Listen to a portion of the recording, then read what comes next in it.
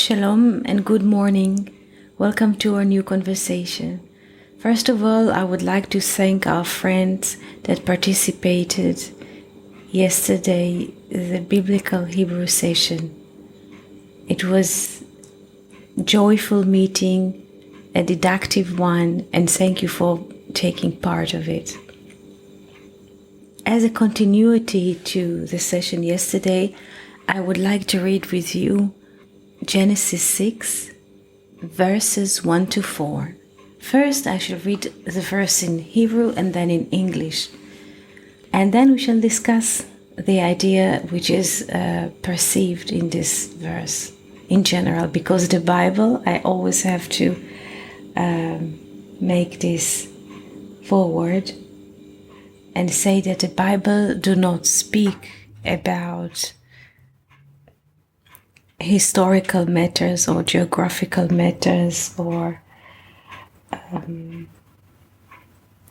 any kind of physical dimension. The Bible speaks about ideas and qualities and images and myth. And what happens is most of the time when the Bible was first translated to Greek and then to other languages, it was translated in a literal way. People could not understand the myth or the image behind the words and the letters, and a consequence of this degradation of man perception led to a translation of the Bible into Greek. If this is the first time you hear this idea, you might be rage, because in a way there is, I imply that the Bible, which was first translated to Greek, is a lower version of the Hebrew. You can disagree with me, this is okay, but the fact that already the Bible, the Hebrew letters, had to find their meaning in Greek, it means the Bible went down one step, because it was not image anymore. It was something physical and concrete. And you can imagine what happens once the Greek version was translated to other languages in the past. So to every language that the Bible is translated to, it will be a problematic translation. Why? Because it will be, part of it will be literal, and this is not the meaning. In a way, we can look at it in terms of images, that the Bible is the tree of life, describes the tree of life, and all the other translations, it doesn't matter to which language, are the tree of knowledge, which is sometimes good and sometimes bad. Sometimes the translation catch it and sometimes not. So if you want to get closer to the tree of life, and we want to read the Bible ourselves and to see beyond the letter and beyond the images, we have to know the Hebrew letters. In this way, no intermediate can come between us and the text and the letters and God and try to sell us a business. Because the intention is that there will be always a direct connection between a person, a human being, and the source. And the Hebrew letters are a key point in this relation. Does it mean that now I have to buy the whole books that teach us Hebrew letters? No, not necessarily. First, we have to listen to those ideas and get familiar with them and become friends with them, because it's more of a perception, an idea, a qualitative looking at things, abstract, I would say. A beautiful way to look at the Bible is to see through the letter an image of a number, while the number is not just a quantitative figure, but also a qualitative figure. For instance, the letter Aleph, which is the first letter of the Hebrew alphabet, is symbolized by the number 1, which stands always for unity. Or the letter Bet, which is the second letter of the Hebrew alphabet, stands for multiplication. This is why the Bible starts with the word Bereshit, the letter Bet. Our world, creation, starts with the duality. This is a very, very important guideline we should take into consideration when we read the Bible in Hebrew. I hope more and more of you could come and join our lessons and sessions and get familiar with this idea and not be afraid from the Bible or from the Hebrew letters, because during time, through the course of time, a lot of distance had come between humans and the Hebrew letters.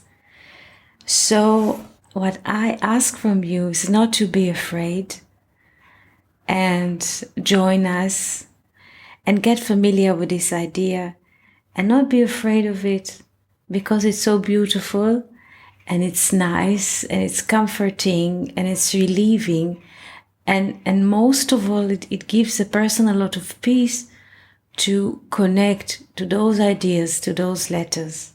Now we shall read the first verse of Genesis chapter 6 and translate it into English. In the places when the English translation does not follow the Hebrew idea, I will correct it.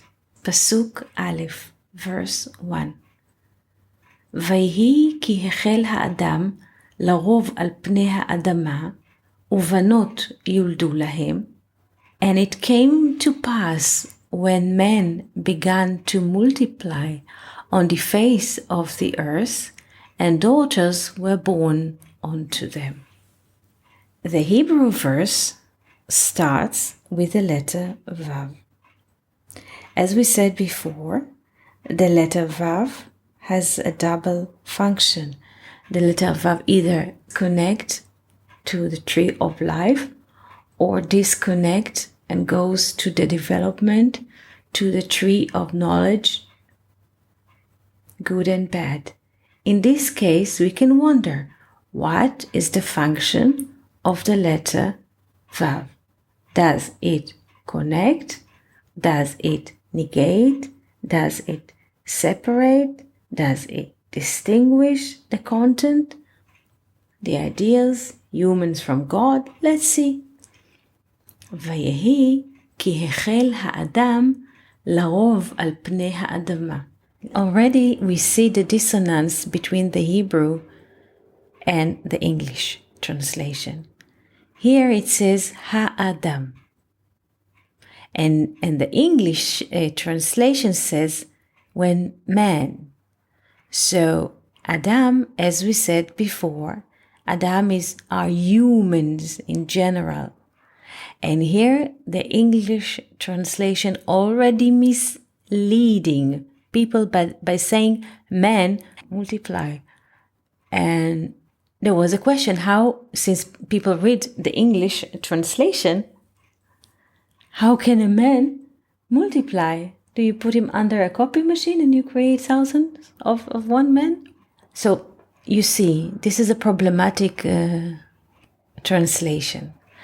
But we shall return to the Hebrew because the Hebrew is the source. ויהי כי החל האדם לרוב על פני האדמה.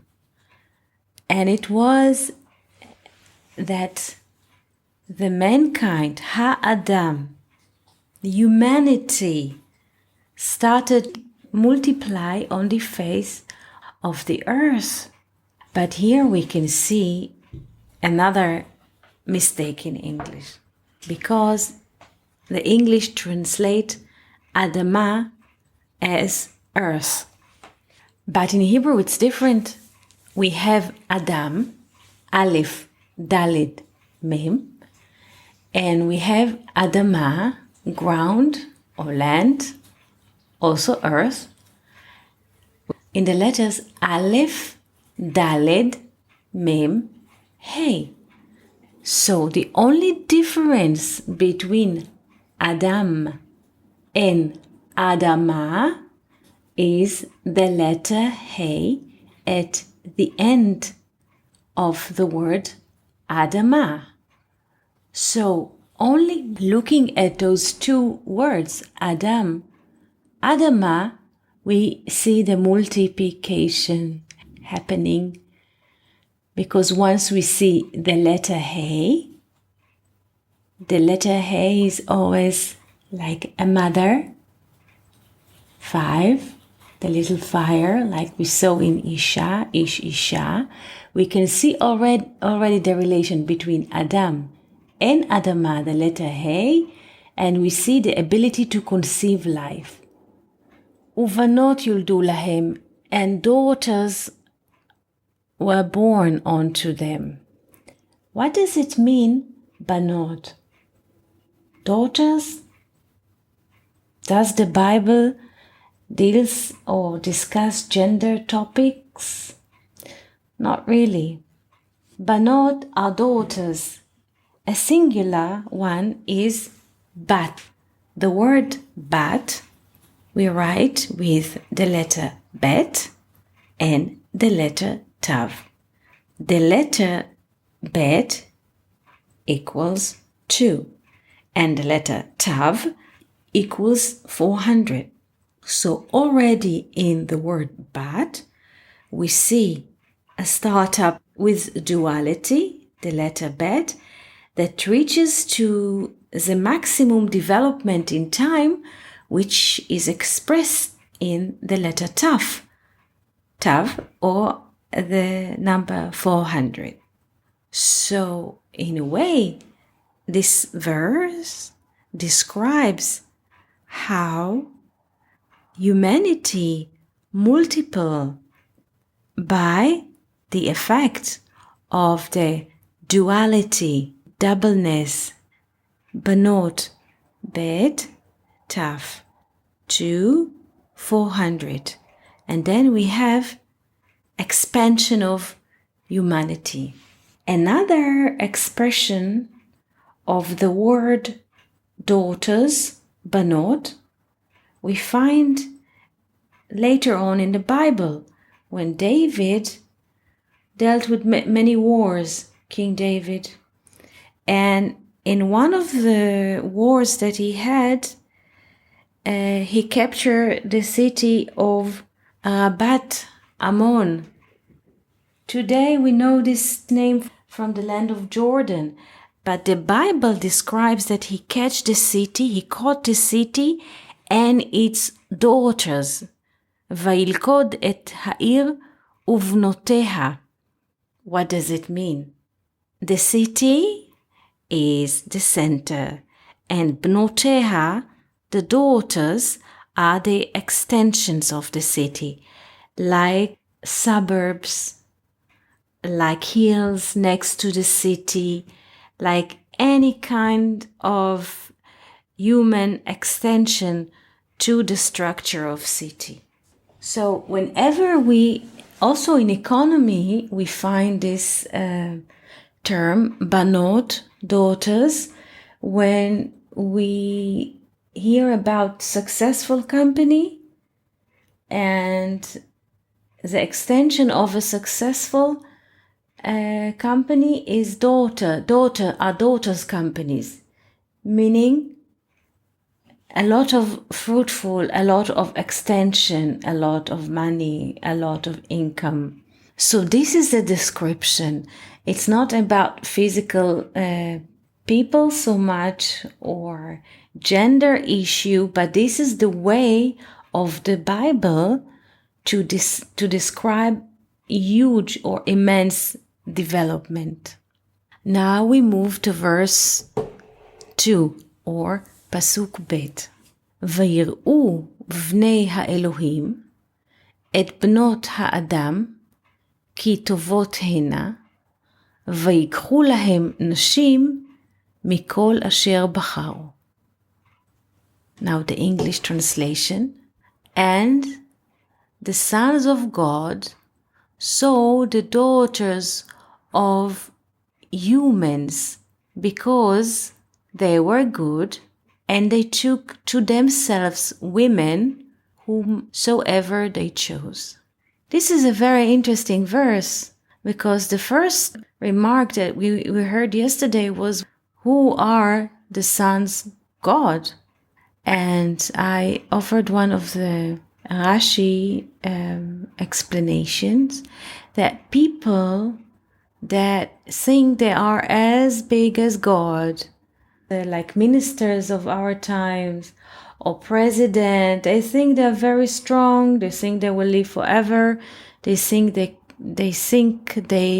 they can do whatever they like. So they take the daughters, the human daughters, not just again as gender issue, but any kinds of holding. They take any kind of development to themselves, like nationalize it. ויקחו להם נשים מכל אשר בחרו. And they pick up like not just the women in terms of gender, but any kind of progress, of goodness. And now we move to verse 3. פסוק ג' ויאמר השם לא ידון רוחי ואדם לעולם בשגם הוא בשר והיו ימיו 120 שנה. English translation. And the Lord said, my spirit shall not judge the human forever, for he is also flesh. Therefore, his days will be 120 years. This is a very, very interesting idea. Like the Lord look how humans behave on earth. And he says, my spirit cannot judge a human being which is made out of flesh. And there is a conclusion here in the verse. And his days, therefore, his days will be 120 years. So the question is, was God sad or mad about human being and term his life like in a sentence at court for 120 years? Because as we know, the 10 generations from Adam to Noah, they lived hundreds of years, 800, 900, 600. And suddenly there is a terminus, there is a cutting. So did God had a bad mood? Was he angry at humans? No, this is a completely different idea. The spirit has nothing to do with the flesh or the form. Judgment, in a way, is a meeting point. When God says, לא ידון רוחי באדם לעולם, בשגם הוא בשר, because his flesh, I will not judge him, because I don't have any meeting point with the flesh. God is spirit, which is hovering over the water. He has to do nothing with the flesh. This is why his spirit can never judge the flesh, because they have nothing to do with each other. This is why the life of the flesh, not of the spirit, the life of the flesh is termed to be 120 years. Why this number? Why 120 years? And we have to go back to the word Elohim, which we saw in the second verse.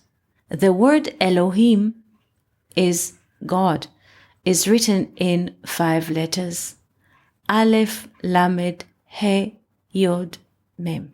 From those 5 letters, says Sefer Yetzirah, we can combine 120 possibilities. Like when we want to open a safe and we have a combination of 5 numbers. If we have to hack and we don't know what is the code of the safe, from 5 numbers, any burglar will tell you we have only 120 options or combinations. So what is the relation between the word Elohim and 120 years? Elohim is the way the Lord is revealed to us, the name in the form. Elohim has the same value like Hateva, nature. So the word Elohim is the revealed form of the Spirit. And from this revealed form, we can create 120 combinations of form. Behind 120, we are above the form.